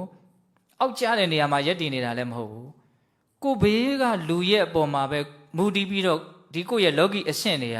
သတ်မှတ်လို့ရတဲ့အနေအထားမျိုးဖြစ်နေတာပြောရင်ဒါကိုရဲ့နှိမ့်တာမြင့်တာကိုတယောက်တည်းနေလို့ရှိရင်ကိုကနှိမ့်သလားမြင့်သလားဘာမှကိုပြောလို့မရအောင်ကိုဘေးကလူနဲ့ရှင်လိုက်မှကိုရဲ့နှိမ့်ချင်းမြင့်ချင်းဒန်းတူချင်းဆိုတာဖြစ်လာအဲ့ဒါပေါ်မှာအခြေခံပြီးတော့မာလည်းအမျိုးမျိုးဖြစ်မှာဟုတ်လားဒါကြောင့်မာနကိုဘလို့နှိမ့်မလဲဆိုတဲ့ဥစ္စာကိုစိတ်ဝင်စားသင့်တယ်နော်အဲ့ဒါဘုံဘုံဒီမှာမှတ်ထားတာလေးပထမအဆင့်ဝေယမအရောကြမဇီဝိတမ ဘုံဘုံပြောရတယ်နော်အရွယ်မှန်ရဲ့ကျမ်းမာရေးမှန်ရဲ့ရှင်သန်မှုမှန်ရဲ့ငယ်သေးတော့လည်းငယ်သေးလို့မို့မှန်ရှိတယ်မနာသေးတော့လည်းမနာသေးလို့မို့မှန်ရှိတယ်ဟောမသေးသေးတော့လည်းပဲမသေးသေးလို့မို့ကိုမှန်ရှိနေတယ်အဲ့ဒီမှန်သုံးမျိုးကိုဘုံဘုံတို့ဘယ်လိုနှိမ်မလဲအဲ့ဒါအဘိနသုတ်တံမှာမြတ်စွာဘုရားနှီးပေးထားပြီးသားနော်အိုနာသေးကွယ်ကံတဲ့အတွက်အမြင်နေတိုင်းရှုဘုံဘုံတို့မကြမကြဟောနေတယ်အလွန်ကောင်းတဲ့တရားဟုတ်လားအဲ့ဒါအိုနာသေးဆိုတဲ့တဘာဝတရားသုံးမျိုးကိုစဉ်းစားဆင်ခြင်နဲ့ဉာဏ်ပညာနဲ့အဲ့ဒီမှန်သုံးမျိုးကိုဘုံဘုံတို့နှိမ်ရမယ်ပေါ့နော်အိုခြင်းကိုဖန်ဖန်စဉ်းစားရင်ဝေယမှန်ကိုဖယ်ရှားနိုင်တယ်သို့မဟုတ်နေပါစေနိုင်တယ်နာခြင်းကိုဖန်ဖန်စဉ်းစားရင်နာတတ်တဲ့ခန္ဓာကိုယ်ကြီးနာမှာပဲရှောင်လို့မရဘူးလို့နာခြင်းကိုစဉ်းစားရင်ဘာပယ်မလို့အဲ့တော့ကြမှန်မာခြင်းကိုအကြောင်းပြုပြီးတော့ဖြစ်တဲ့မှန်ကိုပယ်နိုင်တယ်သို့မဟုတ်နေပါစေနိုင်နော်တေခြင်းကိုဖန်ဖန်စဉ်းစားဆင်ခြင်မယ်ဆိုရင်တော့ဇီဝိတမှန်လို့ဆိုတဲ့အလွန်နူးညံ့သိမ်မွေ့တဲ့အသက်ရှင်တို့ကိုဖြစ်နေတဲ့မှန်ကိုဖယ်ရှားနိုင်တယ်သို့မဟုတ်နေပါစေနိုင်တယ်ဟုတ်လားဒါမှန်ဖယ်ရှားဖို့အတွက်နီလန်းလေးတွေကိုပြောတာပေါ့နော်ကျန်တဲ့မှန်နေဘုံဘုံတို့တေယမှန်တတိတမဟိနမှန်ပစ္စည်းမှဥစ္စာမှန်ဘာမှန်မှန်ရင်နဲ့မှန်လာတဲ့မြတ်မှန်ဟုတ်လားအဲ့ဒီမှန်အားလုံးကိုတော့ဘာနဲ့ဘုံဘုံတို့နော်ဖယ်ရှားနိုင်မလို့အနေစာဆိုတဲ့မတည်မြဲမှုကိုစဉ်းစားဆင်ခြင်တဲ့နော်ဉာဏ်ပညာဖြင့်မှန်အားလုံးကိုဖယ်ရှားနိုင်တယ်ဒါတော့တလုံးနဲ့အနှစ်ချုပ်ပြောလိုက်တာဟုတ်လားရှင်မေဂိယကိုမြတ်စွာဘုရားဟောတာရှိတယ်လေအနေစာတင်ညာဘာဝေတ္တဘာအတ္တမိမာနသမုဂ္ဂါဒါယဟုတ်လားအတ္တမိမာနသမုဂ္ဂါဒါယဒီမာနကိုပယ်နှုတ်ပစ်ဖို့အလို့ငါနော်အနေစာတင်ညာဘာဝေတ္တဘာဖြစ်လာတဲ့အရာတိုင်းဟာတည်မြဲနေတာမဟုတ်ဘူးဆိုတဲ့အနေစာကိုအမှတ်ရတဲ့တင်ညာကိုကျင့်ဖန်များစွာပွားရမယ်တဲ့ဘာလေးပဲဖြစ်လာဖြစ်ပြီးရှိတော့တာမဟုတ်ဘူးတကယ်ကဘုံဘုံတို့မှာရှိတဲ့ပစ္စည်းဥစ္စာတွေဘုံဘုံတို့မှာဖြစ်နေတဲ့အခြေအနေတွေအဲ့ဒါတွေအကုန်လုံးကဒီဘဝဖြစ်နေတာလေးကိုပိုးပိုးပြီးတော့ကောင်းမွန်တဲ့ဖြစ်ချင်းလေးဖြစ်အောင်ပဲမုံမှန်နေတဲ့သဘောလေးတွေပဲတကယ်တမ်းကဟောပြောချင်တာကဒီယုံနံဖြစ်ချင်းရဲ့တန်ဖိုးကိုမြင်မယ်ဆိုရင်ဘေးကဥစ္စာပစ္စည်းတို့ပညာတို့တတ်ထားတာတွေအဲ့ဒါတွေရဲ့တန်ဖိုးကိုလည်းတခါတည်းမြင်ပြီးသားဖြစ်သွားမယ်ဒီဘဝဆိုတဲ့ဖြစ်ချင်းရဲ့တန်ဖိုးမဲ့ပုံကိုမြင်ရင်ဘဝကိုမှီပြီးတော့ဖြစ်နေတဲ့မန်တက်ချင်းရဲ့အကြောင်းတရားတွေရဲ့တန်ဖိုးမဲ့ပုံကတခါတည်းသိသွားမယ်သဘောပေါက်လားမသိဘူးဘုံဘုံပြောတာဒါကြောင့်ဒီဝိပဿနာအလုပ်ကလိုရင်းအလွန်ရောက်တဲ့အလုပ်လို့နားလည်ရမယ်နော်ဘာပဲဖြစ်ချင်းတရားဟာတောက်လျှောက်ပြီးလိုက်နေတယ်လို့သိရအဲ့လိုသိလို့ရှိရင်ဘုံဘုံတို့မြင်ရတာတွေကလည်းတိတ်ပြီးတော့တန်ဖိုးရှိလာတယ်လို့မဆိုနိုင်ဘူးကြားတာတွေကလည်းတိတ်တန်ဖိုးရှိလာတယ်လို့မဆိုနိုင်ဘူးစားတာတွေကလည်းတိတ်တန်ဖိုးရှိလာတယ်လို့မဆိုနိုင်ဘူးအဲ့လိုဆိုရင်ကောင်းကောင်းမြင်ဖို့ကောင်းကောင်းကြားဖို့ကောင်းကောင်းစားဖို့အတွက်အကြောင်းထောက်ပံ့ပေးနေတဲ့ဥစ္စာပစ္စည်းတွေကလည်းပဲတန်ဖိုးရှိလာတယ်လို့မဆိုနိုင်ဘူးသူကလည်းဒီပစ္စည်းမဲ့အနေဆာအတွက်ပဲဖြစ်ပေါ်နေတဲ့အကြောင်းတရားတွေပဲလေတကယ်တမ်းကသဘောပေါက်လားဘုံဘုံပြောတာကိုသူ့ရဲ့မူရင်းဖြစ်ချင်းတရားကြီးကမှတန်ဖိုးမရှိဘူးဆိုရင်အဲ့ဒီဖြစ်ချင်းတရားကိုမုန်းမှန်နေတဲ့အရာတွေကရောတန်ဖိုးရှိအောင်မလားမရှိတော့ဟုတ်လားဒါကြောင့်ကိုယ်ခန္ဓာရဲ့ဘယ်ဖြစ်ချင်းတရားမျိုးကိုမဆိုတတိဥစီပြီးတော့နော်ပြောင်းလဲနေတဲ့ပျက်စီးနေတဲ့နော်ပျောက်လိုက်နေတဲ့သဘောလေးကိုမြင်အောင်ကြည့်ရမယ်နော်အဲ့ဒါကိုဘာခေါ်တော့အနေဆတင်ညာအဲ့ဒီအနေဆတင်ညာကိုပွားလို့ရှိရင်အတ္တမိမာနသမုဂ္ဂဒါယမာနကိုပယ်နှုတ်နိုင်အဲ့ဒါကိုမြတ်စွာဘုရားဘယ်လိုလေးရှင်းပြတော့ဆိုတော့နေဆတင်ကြီးတော့မေဂိယအနတ္တတင်ညာတန်ထာတိအနတ္တတင်ကြီးအတ္တမိမာနသမုဂ္ဂဒံပပုနာတိဒိဋ္ဌိဝဓမေနိဗ္ဗာန်မေဂိယကိုဟောတာဒီစကားလေးကမေဂိယယံကိုဟောတာจิตသားမေဂိယတဲ့အနေဆတင်ကြီးတော့တဲ့မတည်မြဲမှုကိုအမှတ်ရတဲ့အနေဆတင်ညာဟာတဲ့ပွားများမယ်ဆိုလို့ရှိရင်အနတ္တတင်ညာတန်ထာတိတန်ဖိုးမရှိဘူးအနှစ်သာရမရှိဘူးပုဂ္ဂိုလ်တ attva သဘောမဟုတ်ဘူးတော့တဘာဝတရားတက်တက်တည်တန်ဖိုးမဲ့တဲ့အနတ္တသဘောကိုနားလေတဲ့ပညာကိုတည်သွားတယ်အနတ္တတင်ညာတန်ထာတိနော်အိဋ္ဌကိုပွားရင်အနတ္တကိုနားလေမယ်လို့ပြောတာအနတ္တတင်ကြီးအတ္တမိမာနသမုဂ္ဂတာတန်ဖိုးမရှိဘူးဆိုတာကိုသိပြီးဟေ့ဆိုတာ ਨੇ တန်ဖိုးရှိတယ်ထင်လို့ဖြစ်နေတဲ့မန်တွေကတခါတည်းပျောက်သွားတယ်ဆိုတဲ့သဘောအဲ့ဒီမန်ပျောက်သွားပြီဆိုရင်ဘာဖြစ်တော့ပပုနာတိဒိဋ္ဌိဝဓမေနိဗ္ဗာန်တယ်မသေးခင်ဒီပြစ္ဆကဘဝမှာကိုပဲနိဗ္ဗာန်ကိုရမယ်လို့ခေါ်တာငြိမ်းအေးမှုအစစ်နိဗ္ဗာန်ကိုရမယ်လို့ခေါ်တာဒါကြတော့ရှင်းပြဖို့အတွက်အလွန်လေးနေတဲ့အဓိပ္ပာယ်ကိုဆောင်လိုက်မယ်နော်ဟုတ်လားဒါကြောင့်မလို့ဘုံဘုံတို့ဝ ဝေယမန်အရောကြမန်ဇီဝိတမန်ဆိုတဲ့မန်၃မျိုးကိုတော့အိုနာတိဆိုတဲ့အမှန်တရားကိုစဉ်းစားခြင်းဖြင့်ချိုးနေရမယ်ပေါ့ဟုတ်လားကျန်တဲ့မန်တွေအားလုံးကိုကြတော့အနိစ္စကိုသိတဲ့နော်အနိစ္စတင်ညာကိုပွားများပြီးတော့ဘုံဘုံတို့ချိုးနေနိုင်အောင်ကြိုးစားရမယ်ပေါ့နောက်ထပ်မန်ကိုနှိမ်နိုင်ကြောင်းအကြောင်းတရားတစ်ခုအဲ့ဒါလည်းပဲထိရောက်လို့ဘုံဘုံပြောဦးမယ်အဲ့ဒါဘာလဲဆိုတော့ဝိဇယသုတ်တံမှာလာတဲ့ဏိဂုံးနှစ်ကာထာခဏခဏပြောပြပါတယ်ဟုတ်လားဧတာတိတေနကာယေနယောမေကြီးအုံနမေတဝေပရံဝါအဝါဇာနေယကိမေညတတအတ္တတနာရပြီမို့လားအဲ့ဒီကာထာတွေရပြီနော်ဧတာတိတေနကာယေနယောမေကြီးအုံနမေတဝေပရံဝါအဝါဇာနေယကိမေညတတအတ္တတနာဧတာတိတေနကာယေနဒီလိုခန္ဓာကိုယ်မျိုးကြီးနဲ့ဘယ်လိုခန္ဓာကိုယ်မျိုးကြီးတော့မတင့်တယ်တဲ့မတန့်ရှင်းတဲ့နော်အမြဲတမ်းနာကျင်ခံခတ်မှုရှိနေတဲ့ဖြစ်နေတဲ့ကိုယ်ခန္ဓာကြီးပေါ့နော်ဒီလိုခန္ဓာကိုယ်ကြီးမျိုးနဲ့ပရံဝါအဝါဇာနေယသူများကိုရှုံချမယ်နှိမ့်ချမယ်အထင်သေးမယ်ဟုတ်လားဧတာတိတေနကာယေနယောမေညေအုံနမေတဝေယောမေညေအုံနမေတဝေဆိုကိုသူများထက်သာတယ်လို့ထင်နေတာကိုမြင့်တင်နေတာပေါ့နော်ပရံဝါဝါဇာနေယသူများကိုကြတော့ဘာတော့နှိမ့်ချတယ်လို့ထင်နေတာအမြဲတမ်းနှိုင်းရှင်မှုနဲ့သွားတယ်သူကဟုတ်လားနှိုင်းရှင်နေတာနှိုင်းရှင်တိုင်းလည်းအဖြေကဘယ်လိုထွက်တော့မတူဘူးလို့ပဲထွက်တယ်သူကမတူကဘယ်လိုမတူတာတော့ငါအထက်ကသူကအောက်ကအဲ့လိုသွားတာနော်အဖြေအများစုကကိုသူများတဲ့ညံ့တဲ့အရာလေးတွေကိုမြင်တယ်မြင်ဦးတော့မှဘယ်လိုတော့ကိုကြတော့ငါအဲ့ဒီနေရာလေးသာသူများတဲ့ညံ့တာပါကျန်တဲ့နေရာတွေတော်တာတွေရှိအဲ့လိုလည်းလာသေးတယ်ဟုတ်တယ်မဟုတ်လားနော်တဖုံးပြောရင်တာပါတော့ဒီလိုခန္ဓာကိုယ်ကြီးမျိုးနဲ့သူများကိုနှိမ့်ချမယ်ကိုမြင့်တယ်မယ်တနည်းအားဖြင့်သူများနဲ့ကိုယ်နဲ့ကိုရှင်းပြီးတော့မတူဘူးလို့ထင်နေမယ်ပေါ့ဟုတ်လားအဲ့ဒါလိုနှိမ့်ချနေတာမြင့်တင်နေတာတွေကဘာလဲဆိုရင်ကိမေညတတအတ္တတနာဒီခန္ဓာကိုယ်ရဲ့အကြောင်းကိုအမှန်မမြင်ခြင်းရလွယ်လို့တခြားအကြောင်းရှိဘူးတဲ့ပြောချင်တာကဒီခန္ဓာကိုယ်ရဲ့အကြောင်းကိုတကယ်မသိလို့ကိုအထင်ရောက်နေကြတာသူများကိုအထင်သိနေကြတာလို့ပြောချင်တာအဲ့တော့ဒီခန္ဓာကိုယ်ကဘယ်လိုခန္ဓာကိုယ်တော့သူ့ရဲ့အထက်ကခန္ဓာဂါထာကဒီခန္ဓာကိုယ်ရဲ့အကြောင်းကိုအနှစ်ချုပ်ပြောထားတာပဲလေအဲ့ဒီဝိဇ္ဇသုတ်တံရဲ့အနှစ်ချုပ်ကအဲ့ဒီနှစ်ဂါထာလို့ဘုံဘုံကပြောချင်တာနော်ဒွိပါရကောယံအတုစီဒုက္ခန္တောပရိဟာရတိနာနာကုဏပပရိပူရဝိတ္တဝန္တောတတောတဲ့ဒါခန္ဓာကိုယ်ရဲ့သဘာဝအနှစ်ချုပ်ပဲဒွိပါရကောယံအတုစီနော်ခြေနှစ်ချောင်းရှိတဲ့အခြေနှစ်ချောင်းရှိတဲ့ဒီကိုနော်ဘုံဘုံတို့ခန္ဓာကိုယ်ကဒီခြေတော်လေးနှစ်ချောင်းနဲ့ထောက်ထားတာခွာလေးပေါ့နော်ဟုတ်လားခြေနှစ်ချောင်းရှိတဲ့ဒီကိုကဘာတော့အတုစီမစင်ကြယ်ဘူးတဲ့မျက်နာလေးထိမိအောင်တောင်ချွေးတွေနဲ့လို့မစင်ကြယ်ဘူးလို့ဖြစ်သွားတယ်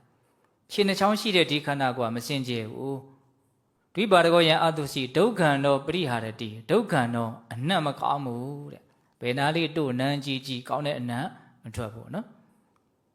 ပရိဟာရတိအဲ့ဒါကြောင့်မို့လို့မစင်ကြယ်တဲ့အတွက်ကြောင့်အနတ်မကောင်းတဲ့အတွက်ကြောင့်ဘုံဘုံတို့တွေကအမြဲတမ်းဒါကိုဘာလို့ပြင်နေရတယ်ဒီတိုင်းကြီးပြစ်ထားရင်ပို့ဆိုးသွားမှဆိုးလို့မျက်နှာသေးရတယ်အဝတ်စားဝတ်ပေးရတယ်ဖိလိမ်ပေးရတယ်လှုပ်ပေးရတယ်ဟုတ်လားနော်ဒွိပါရကောယံအတုစီဒုက္ခံတော့ပရိဟာရတိဘယ်လိုပဲအဲ့လိုမတန့်ရှင်းလို့အနတ်မကောင်းလို့ဘုံဘုံတို့ကြိုးစားပြီးတော့ပြင်နေတော့လည်းပဲဒုက္ခံတော့ပရိဟာရတိနာနာကုဏပပရိပူတော့ဝိတ္တဝန္တောတတောတဲ့ဒီမတန့်ရှင်းတဲ့မစင်ကြယ်တာတွေနဲ့ကပြည်မြဲတော့အမြဲတမ်းယိုစီးနေတယ်တဲ့လို့ကိုမရဘူးလို့ပြောတာဟုတ်လားဒါပတ်စံရှိလို့လည်းပတ်စံနဲ့ကာကွယ်လို့ရတာမဟုတ်ဘူးရလဲအခိုက်အတန့်ပဲသူကတားလို့ရတဲ့အရာမဟုတ်ဘူးဥစ္စာဟုတ်လားအခန္ဓာကိုယ်ရဲ့သဘာဝကိုမြတ်စွာဘုရားပုံအောင်ပြောတာနော်ခြေနှချောင်းရှိတဲ့ဒီကိုဟာမတန့်ရှင်းဘူးအနတ်မကောင်းဘူးဒါကြောင့်မို့လို့အစင်းပြအောင်ဘုန်းဘုန်းတို့ကအမြဲတမ်းကြိုးစားရတယ်အဲ့လိုကြိုးစားညားတော့လည်းပဲမကောင်းတာတွေနဲ့ပြည်မြဲပြီးတော့ယိုစီးကြတယ်ပြီးတော့ပြင်မဲ့ထွက်မလာတာမဟုတ်ဘူးနော်အထဲထဲမှာလည်းဘာတွေနဲ့ပြည်နေတော့မကောင်းတာနဲ့ပြည်တယ်ထွက်လာတော့လည်းပဲမကောင်းတာတွေပဲထွက်လာတယ်ဒီကိုကြီးဆိုတာအဲ့ဒါကိုပြောတာဟုတ်လားဒီလိုခန္ဓာကိုယ်ကြီးမျိုးဖြင့်ကိုမြင့်တယ်မယ်သူများကိုနှိမ့်ချမယ်ဆိုရင်ဒါဒီခန္ဓာကိုယ်ရဲ့အကြောင်းကိုမသိခြင်းကလွယ်လို့တခြားအကြောင်းမရှိဘူးဆိုတာအဲ့ဒါကိုပြောတာဟုတ်လားအဲ့ဒါဘုံဘုံကဒီမင်္ဂလာတရားဟောတော့မင်္ဂလာနဲ့ပတ်သက်တဲ့စာအုပ်လေးတွေများဖတ်ဖြစ်တယ်ဆိုတော့စောစောပြောခဲ့တယ်လေအဲ့ဒါဆရာကြီးဥတော်စင်ရေးထားတယ်မင်္ဂလာနဲ့ပတ်သက်တဲ့စာအုပ်ထဲမှာပုံမြင်လေးတစ်ပုဒ်တွေ့ရတယ် တခါမှမကြောက်ဘူးပုံမြင်ကဘယ်လိုပြောရမှာတော့သူကအနှစ်သာရရှိတယ်ပေါ့နော်တခါလူတယောက်ကရတိကြီးတစ်ပါးတီကိုရောက်သွားဒါတိသူကနည်းနည်းမှန်ကြီးတဲ့လူဒါပေမဲ့သူ့ကိုသူနှိမ့်ချခြင်းဟန်ဆောင်ပြီးတော့ရတိကြီးကျုပ်မဲ့အောက်ကျလွန်းလို့ဆင်းရဲလွန်းလို့ချမ်းသာအောင်ဘယ်လိုလုပ်ရမလို့ချမ်းသာအောင်လုပ်ပေးသမ်းပါအောင်အဲ့တော့ရတိကြီးကပြောဆိုအဲ့လိုဆိုရင်မင်းနဲ့အောက်ကျတဲ့အရာတစ်ခုငါ့တီကိုယူခဲ့ကွာလို့ပြောတယ်မင်းနဲ့အောက်ကျတဲ့အရာတစ်ခုဒါမှမဟုတ်မင်းနဲ့အောက်ကျတဲ့ထင်ရတဲ့လူတယောက်ခေါ်ခဲ့ပေါ့မင်းနဲ့အောက်ကျတဲ့အရာယူခဲ့လို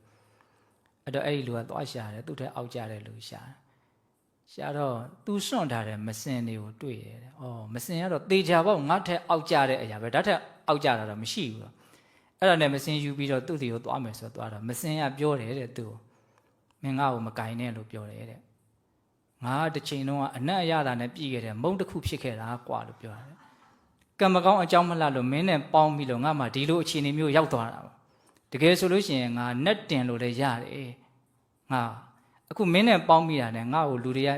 ကမြင်လို့ရှိရင်အော့ခြင်းတလို့အန်ခြင်းတလို့မကြည့်ခြင်းတလို့လောက်ကြတာအဲ့ဒါကိုပဲထပ်ပြီးတော့ငါမင်းနဲ့ထပ်ပေါင်းရအောင်မယ်ဆိုရင်ငါဘလောက်အောက်ကျသွားမလဲမသိဘူးလို့ပြောတယ်တဲ့ကဲဘုံဘအဲ့ဒီပုံမြင်ဖတ်ပြီးတော့အော်လူကလည်းမစင်လောက်တောင်မှအဆင်အတန်းမရှိပါလားဆိုတဲ့အတွေးမျိုးပေါ့နော်စဉ်းစားကြည့်လေစဉ်းစားကြည့်ကိုနဲ့ပေါင်းမိလို့နော်အနတ်ရတာနဲ့ပြည့်စုံတဲ့မုံလေးကဘာဖြစ်သွားတာမစင်ဖြစ်သွားတာအဲ့တော့ဘုံဘအဲ့ဒါကိုဖတ်ပြီးတော့ဘာလို့သွားပြီးတော့အမှတ်ရပြန်တော့ဆိုတော့ဘုံတို့မဟာဝိသုဒ္ဓံဆိုတော့ဘုရားကြီးရေးထားတဲ့ပရမတ္ထသရူပဗေဒနီဆိုတဲ့စာအုပ်ကြီးရှိပြီးတော့အကြောင်းတွေကိုရေးထားတာပေါ့ဒါပေမဲ့လူသားမဏိဖတ်ရင်လည်းတချို့ဟာတွေနားလည်နိုင်ပါတယ်အဲ့ဒီမှာဒီယဟန်တွေကိုပစ္စည်းလေးပါးနဲ့ပတ်သက်ပြီးတော့စဉ်းစားဆင်ခြင်ဖို့ဤမျိုးစုံနဲ့စဉ်းစားရတယ်ဆိုကြမစို့စွန့်စားမယ်ဆိုရင်လည်းပဲလှဖို့ပါဖို့အားရှိဖို့ဝါဖို့ကြည်ကောင်းဖို့စတာမဟုတ်ပါဘူးအမတို့အမြဲဆိုနေဣတိစားပွဲအမေမေဆိုတာဟုတ်လားအဲ့ဒါတဘာဝကြအဲ့ဒါစဉ်းစားတာနော်စွမ်းဟုခေါ်မိဤပစ္စည်းကသူကြီးပါသာတည်နေပါမှုရွှန်ရွှာပွေမျိုးမဟုတ်နိုးလေပုတ်သုံးညီအောင်ဤကိုကောင်နဲ့သုံးဆောင်သမှုအကြောင်းပြု၍ခုမကြမောသူသဘောသို့လျင်စောပြက်ပြဲကင်းစင်ကွဲသည်ထွေပွေရာဖြစ်ကြတော့သည်တကားဒါကပါတော့ရွှန်ရှာဆွဆုပ်ဖွယ်ကိုဆင်ញင်တာစားရင်းနဲ့လောဘဒေါသမဖြစ်အောင်လို့ဒါဆင်ញင်တဲ့နီးအဲ့ဒီထဲမှာဆင်ញင်တဲ့နီးတွေအများကြီးဓာတုဓာတ်အနေနဲ့စဉ်းစားဆင်ញင်တာရှိတယ်ပฏิကူလနော်ရွှန်ရှာဆွဆုပ်ဖွယ်အနေနဲ့စဉ်းစားတဲ့နီးတွေအများကြီးရှိတယ်အဲ့မှာစတော်ကြီးရေးထားတာလေးတွေဒါဝိသုဒ္ဓိမက်ကိုအခြေခံပြီးတော့ရေးထားတာပေါ့နော်ဒီမစင်နဲ့ထိမိတဲ့အသုံးဆောင်တွေဟာအကုန်ပျက်စီးသွားတယ်အဲ့ဒီအခိုက်အတန့်ဟုတ်တယ်မဟုတ်လားဒီအဝတ်ကလေးမစင်နဲ့ထိရဆိုသုံးမရတော့ဘူးသွားလျှော်ရင်လျှော်ပဲလေဟုတ်လားခန္ဓာကိုယ်နဲ့ထိမိတာနဲ့အသုံးဆောင်တွေဟာဆုပ်ပေသွားတော့တာပေါ့ဆိုလိုတာကအဲ့ဒါအောက်မှာပါထပ်ပြီးတော့ရေးထားလို့ဆိုတော့အစိတ်တွေနဲ့ထိမိတဲ့ခါမှာမျက်ပင်လေးတွေကညှိုးသွားသလိုကိုယ်နဲ့ထိမိတာတွေကလည်းပဲအကုန်လုံးတန်ဖိုးမဲ့သွားတယ်ပေါ့အဝတ်စားဆိုရင်မဝတ်သေးခင်ကအဝတ်စားနဲ့ဝတ်ပြီးတဲ့အဝတ်စားတန်ဖိုးချင်းတူအောင်မလားကိုယ်ပြီးသားဝတ်ဆိုရင်တိတ်ပြီးတော့ဒီမှာမွေးချင်တော့ဘူးပေါ့နော်ဒါကိုပြောတာဘင်ပုတ်စွန်းထသုံးမကြသို့ကာယနဲ့ဆက်ရရခပင်အတွင်းအပသုံးသမျှပင်ခဏချက်ချင်းယိုရင်းပြုံးတိပျက်စီးလေပါဤခန္ဓာသည်ပမာပင်စုအလားဒီတဲ့ဆိုရလင်္ကာကြီးကလည်းအလွန်ကောင်းတယ်နော်ဘင်ပုတ်စွန်းထသုံးမကြသို့ကာယနဲ့ဆက်အရရခပင်ရရခပင်အတွင်းအပသုံးသမျှပင်ခဏချက်ချင်းယိုရင်းပြုံးတိပျက်စီးလေပါဤခန္ဓာသည်ပမာပင်စုအလားဒီစိတ်နှံစွန်းထိပင်ရှိတို့နွမ်းရည်တေရုပ်ကိုနဲ့ဆက်ကရရခပင်အတွင်းအပသုံးသမျှပင်ခဏချက်ချင်းယိုရင်းပြုံးတိပျက်စီးလေပါဤခန္ဓာသည်ပမာစိတ်တုအလားဒီခန္ဓာကိုယ်ကြီးကအစိတ်တုံးစိတ်ခဲကြီးနဲ့တူတယ်ပေါ့နော်ခန္ဓာကိုယ်ကြီးကဘင်တုံးဘင်ခဲနဲ့တူတယ်ပေါ့သူနဲ့ထိမိသမျှအကုန်တွေဟာတန်ဖိုးမဲ့ကုန်တယ်လို့ပြောတာတော့ပါတော့မမာနကိုနှိမ့်ချဖို့အတွက်ကိုယ်ခန္ဓာရဲ့အကြောင်းကိုကိုကောင်းကောင်းသိဖို့ဆိုတာကိုပြောတာသဘောပေါက်လားဘုံပြောတာကိုအဲ့လိုဆိုရင်ဘုံဘုံတို့ဒါမမာနကိုဘယ်လိုနှိမ့်မလဲဆိုတဲ့အပိုင်းကလေးကိုဒါဒီလောက်လေးဘုံဘုံမှတ်ထားတယ်နောက်ဏိကုံးချုပ်ပါပြောခြင်းတော့ဆိုတော့မမာနထဲမှာရှိတဲ့မမာနဟောဒါလေးကိုဏိကုံးချုပ်ပြောခြင်းအဲ့ဒါကဘယ်သုတ်တံကိုအခြေခံပြီးတော့ပြောရင်တော့ဆိုတော့ဘေခုနိသုတ်တံဆိုပြီးတော့စတုကနေပတ်အင်္ဂုတ္ထိုထဲမှာမှတ်တမ်းတင်ထားတယ်အခါတစ်ပါးမှာဘေခုနိမတစ်ပါးကရှင်အာနန္ဒာကိုစိတ်ဝင်စားတာရှင်အာနန္ဒာကိုကြိုက်တာသူကအဲ့ဒါနဲ့ဘာလုပ်တုံဆိုတော့သူ့တကားတယောက်ကိုရှင်သူနေမကောင်းလို့ရှင်အာနန္ဒာကိုသွားပြီးတော့ပင့်ပေးပါသူအသေးအတန်ဖြစ်နေလို့အဲ့ဒီတကားလည်းသွားပင့်တာအရှင်မြတ်ကလည်းအဟုတ်မှတ်ပြီးတော့လိုက်လာတာပေါ့ဒါပေမဲ့ဒီကြတဲ့အခါကျတော့သူကသင်္ကန်းခေါင်းပြီးခြုံပြီးတော့အိတ်နေတယ် ရိပ်မိတယ်ရှင်အနန္ဒာကရိပ်မိတဲ့အခါကျတော့အဲ့ဒီဘိက္ခုနီမကိုတရားဟောအဲ့ဒီတရားလေးကိုအနှစ်ချုပ်ပြောပြဘာပြောတော့ဆိုတော့နှမတဲ့အဲ့ဒီခေတ်ကနှမလို့ခေါ်တယ်နော်ဘဂိနိနှမနော်ကိုယ့်ရဲ့သူရင်သားရင်လို့မေတ္တာအစစ်အမှန်နဲ့ဒါခေါ်တာပေါ့ဘာပြောတော့ဆိုတော့ဒီခန္ဓာကိုယ်ဟာအာဟာရကြောင့်ဖြစ်တာတဲ့အာဟာရကိုအမိပြုတ်ပြီးတော့ဒီခန္ဓာကိုယ်ဖြစ်ကြောင်းဖြစ်တဲ့အာဟာရကိုပယ်လို့ရတယ်ပယ်ရမယ်တဲ့မြတ်စွာဘုရားဟောတယ်ဒီခန္ဓာကိုယ်ဟာတဏှာလောဘကြောင့်ဖြစ်တာတဲ့ဒါပေမဲ့တဏှာလောဘကိုအမိပြုတ်ပြီးတော့အဲ့ဒီတဏှာလောဘခန္ဓာဖြစ်ကြောင်းတဏှာလောဘကိုပယ်ရမယ်တဲ့ဒီခန္ဓာကိုယ်ဟာမာနကြောင့်ဖြစ်တာတဲ့အဲ့ဒီမာနကိုပဲအမိပြုတ်ပြီးတော့ခန္ဓာဖြစ်ကြောင်းမာနကိုပယ်ရမယ်တဲ့ဒီခန္ဓာကိုယ်ဟာမေထုံကြောင့်ဖြစ်တယ်တဲ့ဒါပေမဲ့မေထုံကိုအကြောင်းပြုပြီးတော့မေထုံကိုပယ်လို့မရဘူးတဲ့မေထုံကိုကြတော့အကြောင်းရင်းကိုတတ်ရမယ်လို့ဘုရားဟောတယ်တဲ့၄ချက်အဲ့ဒါဘုံဘုံနည်းနည်းလေးနားလည်အောင်ပြောပြမယ်နော်ခန္ဓာကိုယ်ဆိုတာအာဟာရကြောင့်ဖြစ်တယ်ဆိုတာကဒီရုပ်အာဟာရကိုရည်ရွယ်တာမဟုတ်မနောတင်စေတနာအာဟာရဆိုတဲ့ဒီနာမ်ပိုင်းဆိုင်ရာအာဟာရတွေရှိသေးတယ်ဘဝတွေဆက်ပြီးတော့ဖြစ်နေအောင်အကြောင်းထောက်ပံ့ပေးတာဘုံဘုံတို့ကတာမန်ဆိုလို့ရှိရင်အာဟာရဆိုလို့ရှိရင်ဒီစားလို့တောက်လို့ဝါလို့ဖြစ်လာတဲ့အာဟာရလောက်ကိုပဲမြင်တာအမှန်ရုပ်အာဟာရတစ်ပါးနာမ်အာဟာရ၃ပါးတောင်ရှိတယ်ဟုတ်လားအဲ့တော့ဒီရုပ်အာဟာရကိုမှီဝဲပြီးတော့စားရရှိတာကိုစားပြီးတော့ဟုတ်လားဘဝတန်တရားမှာဆက်ပြီးတော့ဖြစ်ကြောင်းဖြစ်တဲ့နာမ်အာဟာရတရားတွေကိုဖယ်ရှားပြရမယ်လို့ပြောတာဆိုလိုတာကဒီရုပ်အာဟာရကိုမှီဝဲပြီးတော့ယဟန္တာဖြစ်အောင်အထောက်ရမယ်လို့ပြောတာအဲ့ဒါအာဟာရကိုမှီပြီးတော့အာဟာရကိုပယ်တာနော်တဘာဝလေးတွေနားလည်အောင်ပြောပြတယ်တခါတဏှာလောဘကိုမှီပြီးတော့တဏှာလောဘကိုပယ်မယ်တဲ့အဲ့ဒါဘာပြောတာတော့ဘုန်းဘုန်းတို့ဘဝတွေဆိုတာတဏှာလောဘကြောင့်ဖြစ်နေတာဆက်ပြီးတော့တဏှာလောဘကိုမှီပြီးတော့တဏှာလောဘကိုဘယ်လိုပယ်မလို့ဆိုတော့ဆိုကြပါစို့တချို့အာထုတ်လို့ယဟန္တာဖြစ်သွားကြတယ်သတင်းကြားရတယ်ဩသူတို့ယဟန္တာဖြစ်သွားတာငါလည်းယဟန္တာဖြစ်ချင်လိုက်တာအဲ့ဒီယဟန္တာဖြစ်ချင်တဲ့အလိုဆန္ဒအဲ့ဒါလောဘပါနော်ဒါပေမဲ့အဲ့ဒီလောဘပါတော့ရှိတဲ့လောဘအဲ့ဒီယဟန္တာဖြစ်ချင်တယ်ဆိုတဲ့တဏှာလောဘကိုအမိပြုတ်ပြီးတော့ဘဝတွေဆက်ဖြစ်စေတဲ့တဏှာလောဘကိုပယ်ရှားရမယ်လို့ပြောတာလောဘကိုမှီပြီးတော့လောဘကိုပယ်ရမယ်ဆိုတာပြောတာဟောအခုပြောရင်တာပါတော့မာနကိုမှီပြီးတော့မာနကိုပယ်ရမယ်တဲ့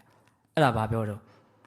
့ဟာဘယ်သူတော့ယဟန္တာဖြစ်သွားတယ်စူးစမ်းအားထုတ်လို့ဘယ်ဆရာတော်ကြီးတော့ဟောတရားပါဆိုခုခေတ်ဆိုရင်မဟာဗောဓိမင်းဆိုတော်ကြီးကိုယဟန္တာလို့သမုတ်ကြတယ်ရှိတယ်လေဟုတ်လား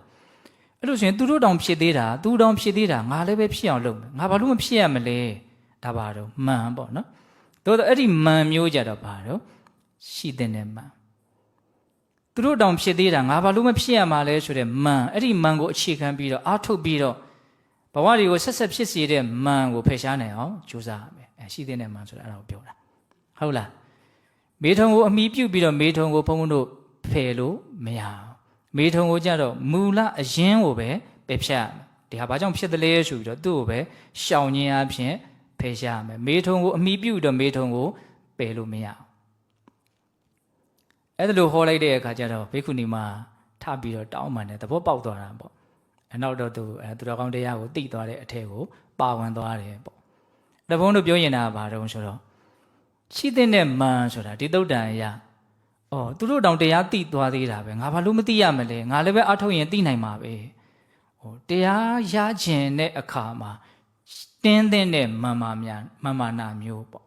ဟုတ်လားသူတို့တောင်အထုတ်နိုင်သေးတာသူတို့တောင်တော်နိုင်သေးတာသူတို့တောင်ကောင်းနိုင်သေးတာငါဘာလို့မတော်နိုင်ရမှာလဲငါဘာလို့မကောင်းနိုင်ရမှာလဲအဲ့ဒီလိုတော်ခြင်းကောင်းခြင်းနဲ့စိတ်ကိုအခြေခံပြီးတော့ဖြစ်ပေါ်လာတဲ့မှန်မျိုးကိုကြတော့ဘာလို့တော့ရှိလိုက်တဲ့မှန်လို့နားလည်ရမယ်ဒါကိုပြောတာနော်အဲ့တော့ရှိတဲ့မမာနာဆိုတာရှိတယ်ဆိုတာလေးကိုလည်းနားလည်ရမယ်တရားနဲ့ပတ်သက်တဲ့မှန်ပေါ့ဟုတ်လားကျန်တဲ့မှန်တွေကတော့ဘယ်မှတကယ်တမ်းကကိုယ့်ကိုကောင်းကျိုးမဖြစ်စေဘူးပေါ့နော်အကျိုးမဲ့တွေကြီးဖြစ်စေလိမ့်မယ်ဒါကြောင့်မြတ်စွာဘုရားအကျိုးမဲ့တွေကိုဖြစ်စေတဲ့လို့မာနကိုပယ်ရှားနိုင်ရင်မင်္ဂလာဖြစ်တယ်အကျိုးမဲ့ကိုပယ်ရှားမှာ哦အကျိုးရှိကိုလည်းဖြစ်ပွားစေမှာ哦ဒါကြောင့်ကိုယ့်ရဲ့စိတ်ကိုမလုပ်နိုင်ရမှာတော့နှိမ့်ချနိုင်ရမယ်အထူးသဖြင့်မာနကိုနှိမ့်ချနိုင်ရမယ်ဒါပြောတယ်နော်လက်ဘုံတို့ပြောခဲ့တာတဏှာကြီးနီးရှိသွားပြီဟုတ်လားပြောချင်တာလေးတွေမှတ်လာတာအကုန်လုံးစုံစစ်အောင်ပြောလို့ပြီးသွားပြီနော်အဲ့တော့ပြောခဲ့တာလေးတွေအကုန်ပြန်ပြီးတော့နှိမ့်ချုပ်ကြည့်မယ်ဟုတ်လားနိဝါဒဆိုတာဘာတော့မာနကိုနှိမ့်ချတာဘာလို့မင်္ဂလာလို့ပြောတာတော့များစွာအကျိုးကျေးဇူးတွေကိုဖြစ်ထွန်းစေလို့ မာမာနကိုနှိမ့်ချခြင်းဟာမင်္ဂလာတရားလို့ပြောတာမန်တွေကဘယ်နှမျိုးရှိတာတော့အများကြီးပဲနော်တေယမန်သတိတမဟိနမသူများထက်ကိုကသားတယ်လို့ထင်တဲ့အခါမှာတေယမန်ဖြစ်တယ်သူများနဲ့ကိုယ်နဲ့တူတူပါပဲလို့ထင်တဲ့အခါမျိုးမှာသတိတမန်ဖြစ်တယ်ငါတော့သူများထက်နှိမ့်ချနေပြီနဲ့တူပါရဲ့ဆိုရင်ဟိနမန်ဖြစ်တယ်ပြီးရင်ပါလာမလို့ဝေယမန်အာရောကြမန်ဇီဝိတမန်အရွယ်မန်ကြံပါရေးမန်ရှင်သန်မှုမန်ဟုတ်လားနောက်တစ်ခါပစ္စည်းမန်ပညာမန်အတိုင်းဝိုင်းမန်တွေကိုမဆုံးပါဘူးဟုတ်လားအဲ့ဒီမန်နေနဲ့ပတ်သက်ပြီးတော့ဘုန်းတော်ဘာပြောခဲ့တော့နော်နန္ဒဇတ်ကိုပြောခဲ့တယ်ကျွန်းနော်ယတနာဥစ္စာပစ္စည်းပေါ်သွားရတာနဲ့ပဲအမူအရာတစ်ခါတည်းပြောင်းသွားတာအံ့ဩစရာကြီးပါပဲဟုတ်လားဝိရိယပုတ်တင်ဆိုတာပြောရတယ်နော်ဒါမာနနဲ့ပတ်သက်ပြီးတော့သူ့ရဲ့အပြည့်အနာစာတွေကြတော့ဘာပြောခဲ့တော့နော်တန်တရားမှာလည်းအမျိုးရုပ်တက်တယ်ပြစ္ဆုတ်ပံမှာလည်းပဲပျက်စီးကြောင်းတရားဖြစ်တယ်ဒါကြောင့်ရွှေချင်းဆိုဘုရားကြီးရဲ့ဩဝါဒနော်အစင်းလှပြီးတော့ပြည်စာမှာဖြစ်ရတယ်ဆိုရင်တော့အစင်းမလှတာကောင်းသေးတယ်ဘုဒ္ဓတတဲ့များလို့မှန်ကြီးမယ်ဆိုရင်တော့ဘုဒ္ဓတမများတာကောင်းသေးတယ်ဟုတ်လားပညာကြီးလို့မှန်ဖြစ်မယ်ဆိုရင်တော့နော်မြင်းမောကလိမ့်ကြမယ်မြင်းကိုပိုင်ခြင်းမျိုးဆိုရင်မပိုင်တာကောင်းသေးတယ်ဟုတ်လားလက်ပူဇော်တက္ကရာတွေများလို့မှန်ကြီးမယ်ဆိုရင်တော့နော်ဝါပင်ကျူပင်ရဲ့ကျူသည်မသိတာကောင်းသေးတယ်ဒီသဘောမျိုးပြောတာနော်ပြီးတော့ဘုံဘုံပါဆက်ပြောတော့မာမာနနှိမ့်ချခြင်းဟာသူတော်ကောင်းတို့ရဲ့လမ်းစဉ်ဖြစ်တယ်။နော်ရှင်သာရိပုတ္တရာရဲ့နှိမ့်ချနိုင်မှုရှင်ရာဟုလာရဲ့နှိမ့်ချနိုင်မှုနော်သူတော်ကောင်းစိတ်တဲ့သူယုံမှာစိတ်တဲ့တပ္ပုရိသတုတ်တန်လေးလည်းအနှိမ့်ချုပ်ပြီးတော့ပြောခဲ့ပါတယ်ဟုတ်လား။ဒါတွေကလောဘဒေါသမောဟကိုကုန်ခန်းစေတာမဟုတ်ဘူး။သူတော်ကောင်းတရားကသာလည်းလောဘဒေါသမောဟကိုကုန်ခန်းစေတာ။ဒါကြောင့်ဒါတွေရှိမရှိဒါတွေမြင့်နှိမ့်ဘာမှမာနဖြစ်เสียအကြောင်းမရှိဘူး။သူများကိုနှိမ့်ချเสียကိုယ့်ကိုမြင့်တင်เสียအကြောင်းမရှိဘူးဒါပြောတာနော်။အဲ့လို့ရှိရင်မာနကိုဘုံဘုံတို့ဘလို့နှိမ့်မယ်တော့